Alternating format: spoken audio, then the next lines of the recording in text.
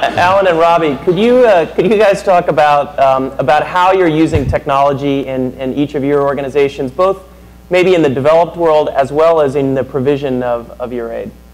Yeah, I would go over sort of 4 areas where I think technology has been important and critical to our operations, sort of at the different phases of an emergency response. In the initial phases, we need early warning.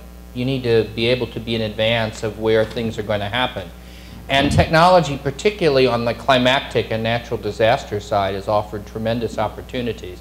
It's offered the ability to link up directly, as we've established with our early prevention warning web, to link up directly with the best scientific institutions, so we don't have to duplicate what's available. So, for example, when our country offices want to figure out what the volcano trends are, I mean, they can go directly online and be linked up with the data that we have in partnerships with the geological institutes that follow this, and they can see what the data is. The same true with rainfall and other projections. So certainly in the early warning phase, the ability of the web to connect us to the best scientific information, as well as the opportunities that satellite photography and imagery and allows us to see and envision an environment, has helped us a great deal with early warning.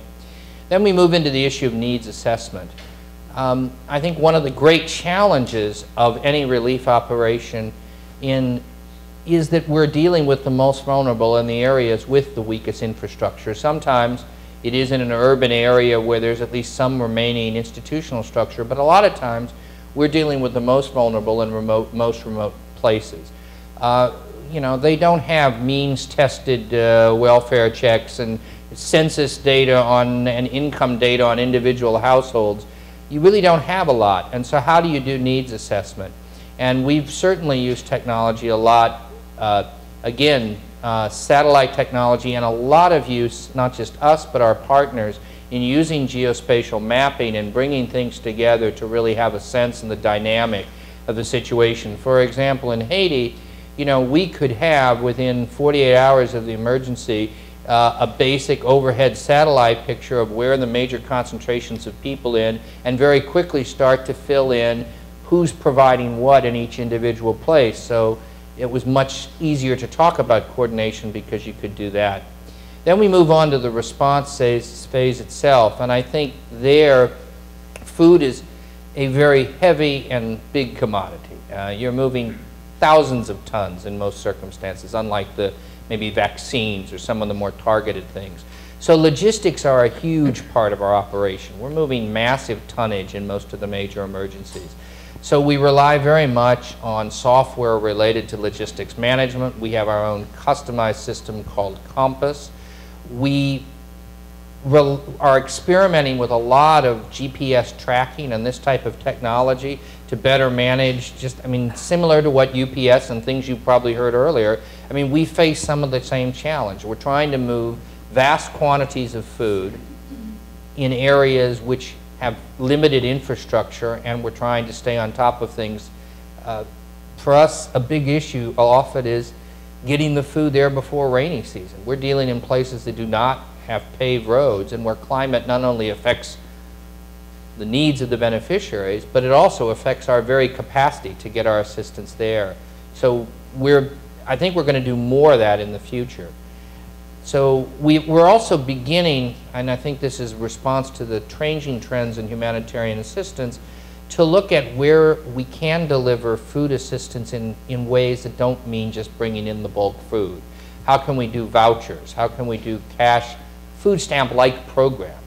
And in some countries, particularly those more middle income that have a refugee or other circumstance that has some vulnerable population, we've started experimenting with the delivery of voucher systems via cell phones, where we literally send the government stores or some sort of cooperative store will agree to accept coupons for certain rations. It's our basic ration, and we can literally, in Syria, send the monthly allotment or the weekly allotment directly to the cell phone of the beneficiary, and they can go in to the authorized stores and use that to draw down the rations. So I think that's another area. I think that's probably where we're just getting started in. I think that the logistics part, the early warning, And the assessment is a little bit more established in the technology.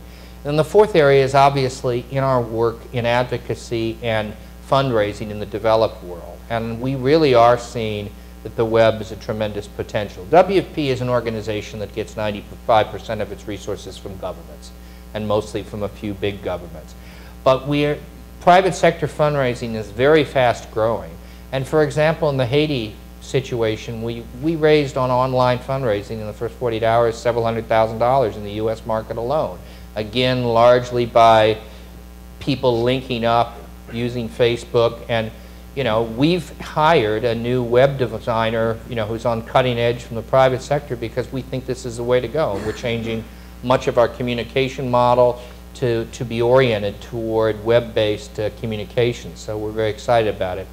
Let me just sort of conclude by saying that for all that we can do with technology, there are some worries. Fundamentally, humanitarian assistance is about principles, it's about access, and it's about the human behavior.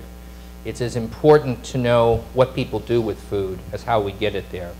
And to sort of paraphrase our opening speakers, my worry is less that people think like machines, but the humanitarians think only like the people who have the machines, not our millions of beneficiaries who, for the most part, some are getting cell phones, are the most cut off.